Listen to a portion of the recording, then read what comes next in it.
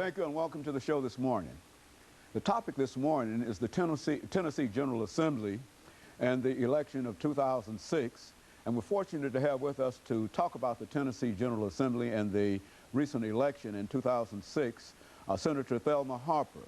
And of course, Senator Harper, you need absolutely no introduction to my audience or anybody in the state of Tennessee. Is that good or bad? I'm not sure whether it's good or bad, but that is the truth of it. And of course, we're certainly glad to have you here this morning, Senator Harper. But let's give our audience and give you an opportunity to relive some of your earlier experiences by talking about your background, education, and some of the things that eventually led you to the Tennessee General Assembly. Well, I guess one of the things that I talk about, and many people know that I'm the daughter of a sharecropper. We were born in Brentwood. All of us were born at home. Many people don't realize that we had midwives who delivered us.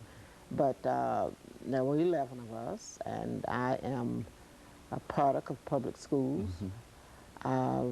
Graduate of Tennessee State University, and married to Paul Harper for 49 years, and he's grateful. Okay. And we've had 2 children. One of our children is deceased. Our son is. My husband and I are in business. He does the work, and I do the talking.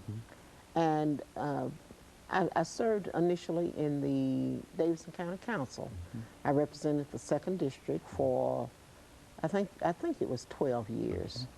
And while serving as council member, when Senator Williams decided that he would not seek re-election in 1990, I sought the Senate seat from the 19th Senatorial District. And I was successful, and I have had 4 successive terms. I was re-elected just recently to that seat again, and it's one of the greatest honors you can have, that people have the confidence in you to return you to office. Because I think when we look at what happened nationwide, that some people were not happy. Really disappointed. They were very disappointed, and that's the power that people have, and they don't realize. Power they have is the vote, and all they must do is just take some effort to go and vote and make their wishes known. Let me just say something else about that. 1994, there were a group of us, and there was a group of Democrats, and I have to put it like that. We traveled across the country just looking at what motor voter really meant. And we brought it to the state of Tennessee. It was difficult for us to get that through, and what it meant was that we would have more than one day to vote, that people have 14 days to plan their lives so that they could vote early. And then the provisional votes were brought in, and it was to make it easy, because those are the kind of concerns we had heard from our constituents, that they couldn't stand in line all day and vote from 7 to 7. So now there really isn't an excuse for anyone not voting. And I worked the polls this time. I worked the polls for Representative Mary Pruitt, because I think she has a good record of service.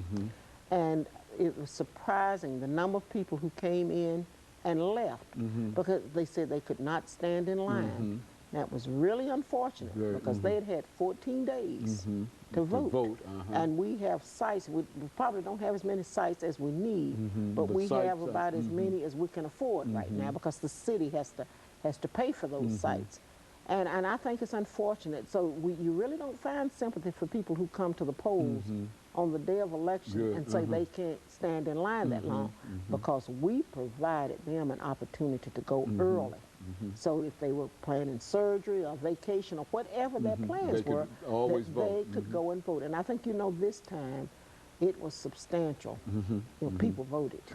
And on the day of election, you need to know that people came out. They came in trucks, in lift trucks where they had to be lifted up. One man came and he had 2 crutches. He was on 2 crutches. They came in wheelchairs. It was unbelievable. So people voted. They voted on the day of, and I'm sure many of us, when you look at the count, they voted. They voted prior to that. But I think what the population is starting to see, that there's no excuses anymore. There are no excuses there. Ample opportunity to change your address and to work out any kind of concerns that you have. Now, there were problems with the new voting machines, But people don't realize the federal government gave $59 million and said, we want new voting machines this time. That's as a result, partially of the chads and the hanging tits and all of those kind of things.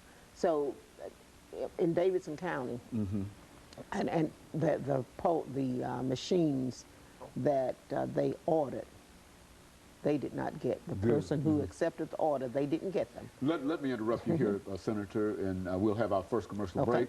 After we come back, we'll give you an opportunity to pick up at that point dealing with the vote, because I think that's very, very important, the information that you're giving us now. And let us take this first commercial break, after which we will come back for the second segment.